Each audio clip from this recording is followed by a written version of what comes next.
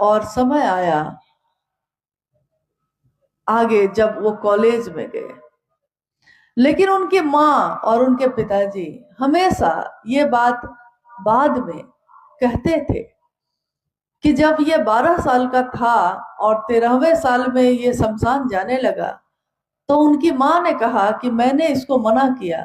मैंने कहा कि बउआ, आप बड़ा होके कुछ बनिए, पढ़िए लिखिए, कहाँ इस सब में पड़े हुए हैं।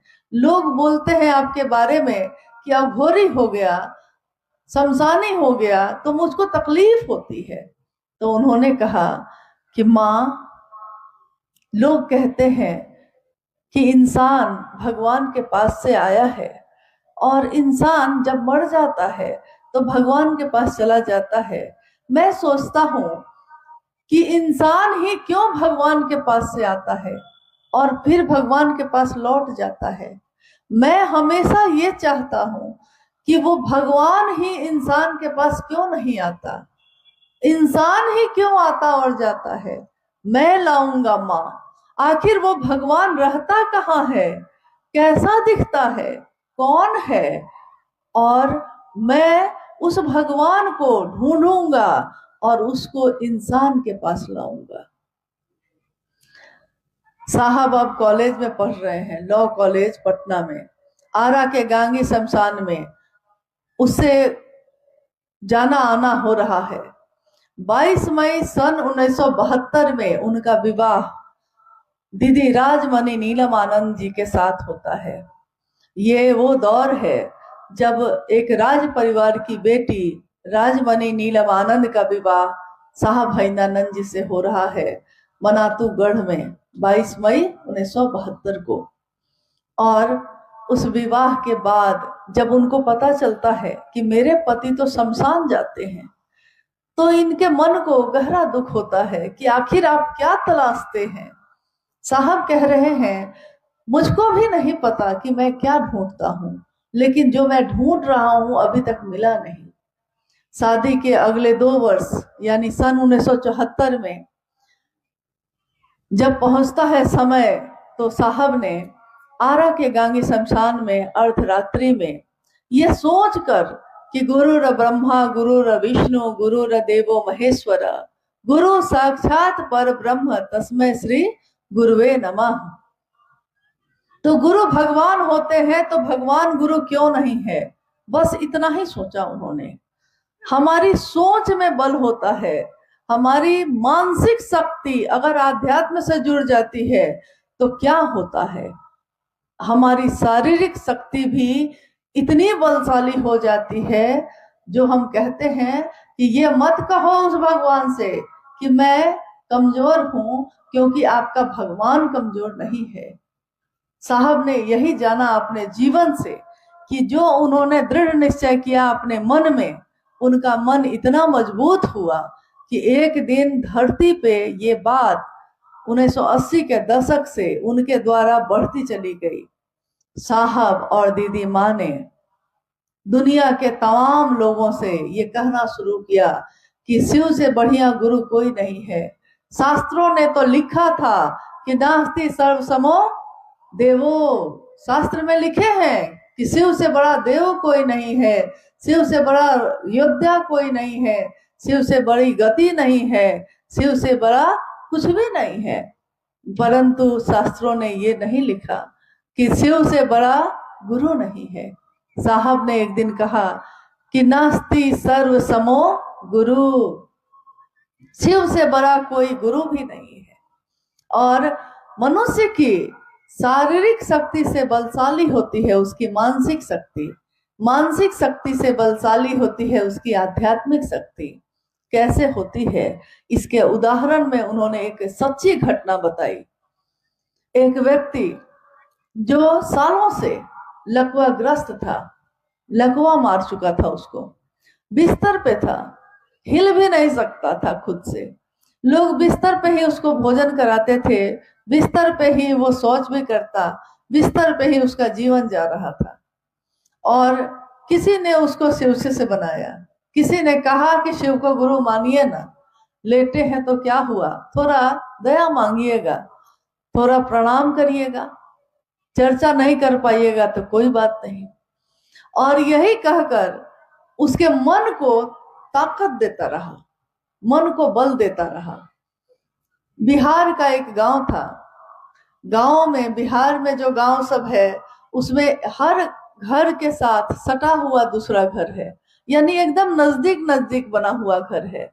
जैसे अभी आपके तरफ जब हम लोग आए तो अमूमन ऐसा नहीं दिखता है, एक घर यहाँ है तो दूसरा घर थोड़ी दूरी पे है। परंतु बिहार में जनसंख्या भी ज्यादा है, जगह कम है, बहुत सारे घर एक दूसरे से सटे हुए हैं। एक दिन उस गांव में आग लग गई। आग लग गई तो एक घर से आग दूसरे घर में बढ़ती चली गई, और धीरे धीरे वो आग इतनी बढ़ गई कि उस घर तक भी आ गई जिस घर में वो व्यक्ति रहता था, वो गुरु भाई रह रहा था। जब जान पे पड़ता है तो सब अपने प्राण बचाना चाहते हैं, कोई दूसरे को बचाने के लिए नहीं रुकता। तो सब बाहर भागने लगे, घर के बाहर भागने लगे। और भागते भागते उन्होंने, किसी ने नहीं देखा कि वो बिस्तर पे जो पड़ा है हिल भी नहीं सकता है, तो वो कैसे बचेगा, किसी को याद नहीं रहा। डर से लोग बाहर भाग रहे हैं। लेकिन अचानक लोगों ने देखा कि वो व्यक्ति जो सालों से बिस्तर पे पड़ा था वो उनसे भी तेज गति से बाहर भाग रहा है। ये देखकर सबको बड़ा आश्चर्य हुआ, ये कैसे हुआ। तो जब थोड़ा सा राहत हुई, आग थोड़ी कम हुई, तो लोगों ने पूछा ये कैसे हुआ, तुम तो हिल भी नहीं सकते थे। उस व्यक्ति ने कहा कि मैंने पहले देखा कि कोई मुझको बचाने आएगा, लेकिन कोई बचाने नहीं आया, सब अपने ही प्राण बचा रहे थे। तब मुझको लग गया कि मेरा आज कोई सहारा नहीं है। जब मुझको ये लग गया कि अब कोई मेरा साथ नहीं देगा, कोई मुझको बचाने नहीं आएगा, तो मैंने महादेव को याद किया और मैंने पूरे मन को एकाग्र कर लिया, अपने मन की पूरी शक्ति लगा दी कि महादेव अब आप ही मुझको बचा सकते हैं। और भैया मुझको नहीं पता है कि क्या हुआ उसके बाद, मेरा शरीर कैसे उठा है, कैसे दौड़ा है, मैं जानता भी नहीं हूं। आप कह रहे हैं कि मैं दौड़ रहा हूं, मुझको तो पता तक नहीं चला कि मैं दौड़ भी गया, मैंने सोचा ही नहीं था। इसी के लिए कहा जाता है कि देखिए, जो महादेव का सहारा लेता है, तो एक दृष्टांत आता है कि ब्रह्मा जी कहते हैं माँ गौरा से, माँ उमा से, शिव के पत्नी से, वो कह रहे हैं कि गौरा आपके जो रौरा हैं बड़े बौरहवा हैं। तो गौरा जो है, उमा, कहती है कि ब्रह्मा जी ये बात तो ठीक नहीं, आप मेरे पति को अच्छा नहीं कह रहे। तो उन्होंने कहा नहीं नहीं, मैं अच्छा ही नहीं, मैं कहता हूं कि वो कुछ ज्यादा ही अच्छे हैं। कारण ये है कि उन्होंने कहा कि ब्रह्मा आप जो है उत्पत्ति का काम करेंगे, विष्णु स्थिति का काम करेंगे, मैं शिव ज्ञानदाता के रूप में लोगों को ज्ञान देने का काम करूंगा। तो मैं भाग्य लिखता हूं लोगों का। ब्रह्मा कह रहे हैं कि मैं लोगों का भाग्य लिखता हूं कि जिसके जो कर्मफल है उस कर्मफल के आधार पे उसके भाग्य लिखे जाते हैं। इसीलिए कोई महल में पैदा होता है, कोई झोपड़ी में पैदा होता है। उसने क्या किया था, अभी तो वो पैदा ही हुआ है, उसके पिछले कर्म चले आ रहे हैं, उसके आधार पे उसका आज का जीवन चल रहा है। लेकिन ब्रह्मा कह रहे हैं कि आपके जो रौरा हैं यानी महादेव, कोई उनको पुकारता है, कोई उनके ऊपर निर्भर हो जाता है, तो वो उसकी एक रेखा नहीं बदलते हैं, एक भाग्य नहीं बदलते हैं, वो पूरी की पूरी किताब ही बदल देते हैं। तो जो रो रो नरक के भागी हैं उनको भी उबार देंगे शंभु। हे उरग, उड़ के बल जा, गलहार लेंगे शंभु। उरग कहते हैं सांप को, डसना जिसका स्वभाव है, जहर उसकी नियति है, टेढ़ा चलना उसका स्वभाव है, वो सीधा नहीं चल सकता। वो काटेगा, प्यार से भी काटेगा तो जहर ही देगा, उसके पास कोई उपाय नहीं है। लेकिन वो भी जब सीने के बल जाता है, झुक कर जाता है, समर्पित होकर जाता है, तो महादेव उसको अपने गले में धारित करते हैं।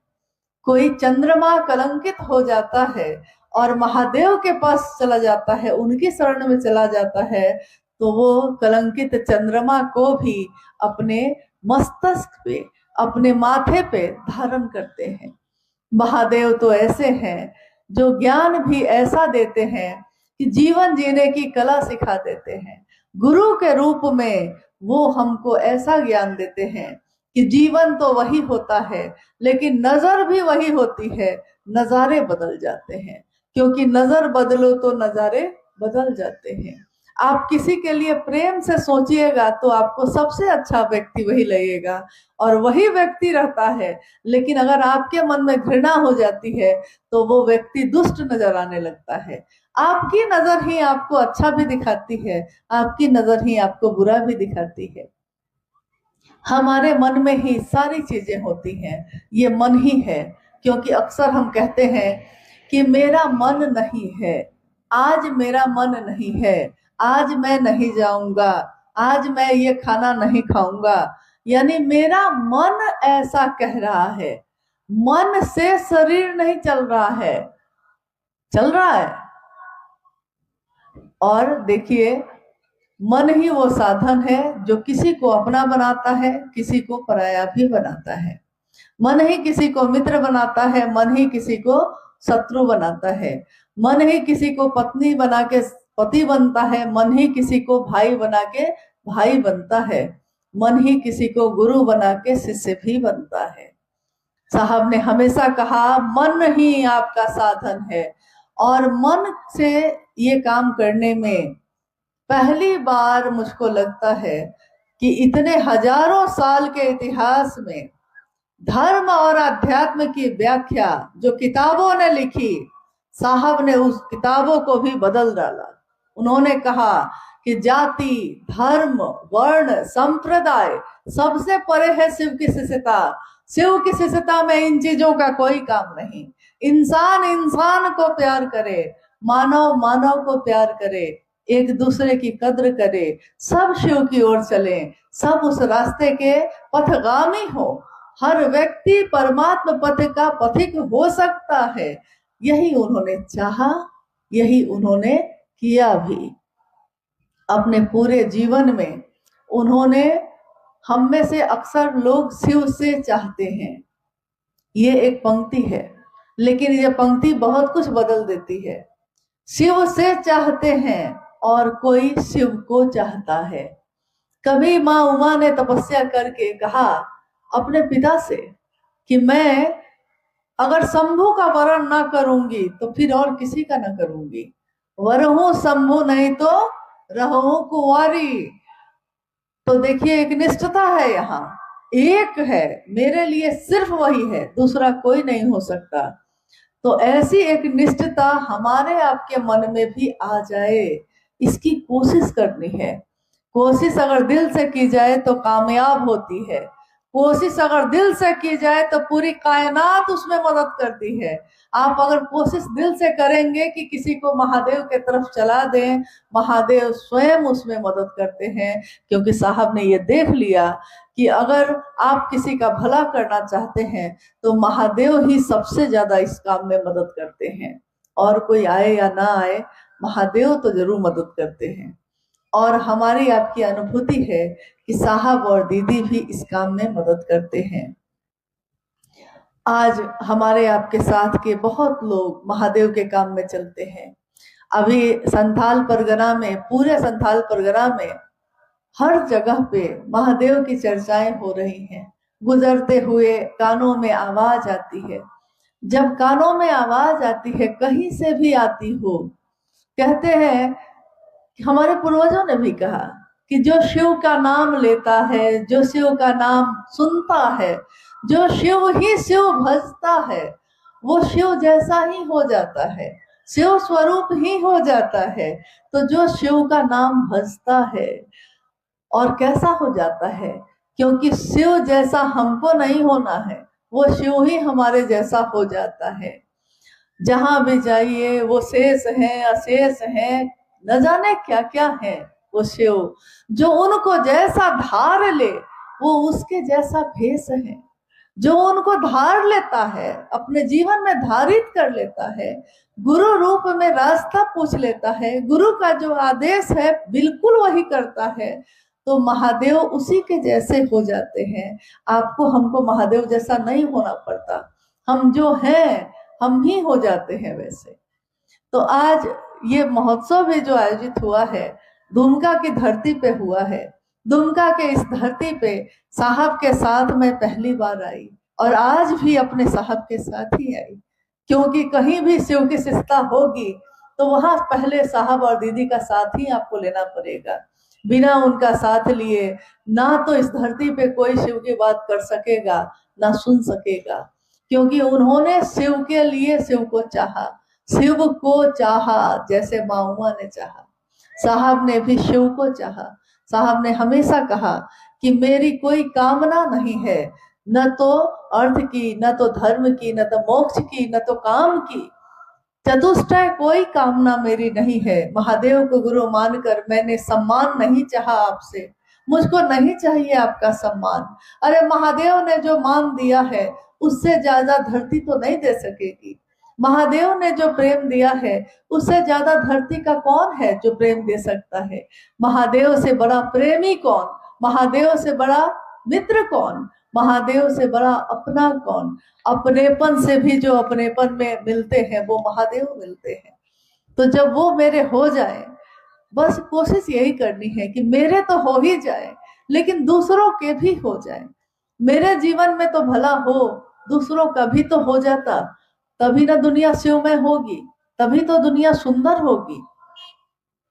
आइए हम लोग इस कार्यक्रम में कोई अगर जिज्ञासा आई है तो उस जिज्ञासा पे भी बात करने की कोशिश करते हैं।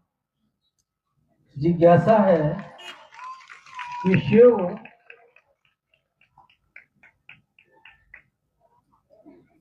जिज्ञासा है कि शिव शरीर में नहीं है तो ज्ञान कैसे देंगे, कृपया समझाया जाए। जिज्ञासा है कि शिव शरीर में नहीं है तो ज्ञान कैसे देंगे। झारखंड में एक ज्योतिर्लिंग है, देवघर में, यहाँ से बिल्कुल नजदीक है। मंदिरों में भीड़ लगी है, सभी मंदिरों में भीड़ लगी है। अब आप बताइए कुछ मिलता है कि नहीं। महादेव वहां शिवलिंग के रूप में है, एक शिवलिंग है और क्या है, परंतु उसको क्या कहा गया, जो सबके कामनाओं की पूर्ति करता हो, वो शिव का मंदिर जहां भीड़ लगी है। तो यानी हमारी कामनाएं वो पूरी करते हैं, हमारे सूक्ष्म मन के भावों को वो पकड़ते हैं, मन के भाव को पकड़ लेते हैं, तभी ना हमारी कामना पूरी होती है। तो जब हमारे सूक्ष्म मांग को, कामनाओं को वो पकड़ लेते हैं और पूरी करते हैं, तो क्या हमारे सूक्ष्म मन के भाव जिसमें हम ज्ञान की प्राप्ति चाहते हैं, ज्ञान भी मिल सकेगा कि नहीं मिल सकेगा। ज्ञान भी तो मिल सकेगा। तो महादेव से ज्ञान कैसे मिलता है। आप बताइए कि आपने जिस दिन शिव को अपना गुरु बनाया होगा, उस दिन से लेकर आज तक में क्या आपका मन बदला है कि नहीं, आपके मन में ज्ञान परिवर्तित हुआ है कि नहीं। पहले महादेव से मांगने के लिए गए थे, आज महादेव से मांगना भूल जाते हैं। कितने लोग जो जहाँ साहब का स्थल है रांची में उपवन आते हैं तो कहते हैं कि रास्ते भर सोचा था ये पूछेंगे, ये पूछेंगे, ये पूछेंगे, लेकिन न जाने क्यों यहाँ साहब के पास आए हैं और भूल गया सब कुछ, याद नहीं, अब कुछ भी नहीं याद है। यानी मन में जितने प्रश्न उठते हैं, महादेव अपने मौन से मौन से, यानी चुप है, महादेव कुछ बोल नहीं रहे, अपने मौन से ही सभी संशयों को विनष्ट कर देते हैं।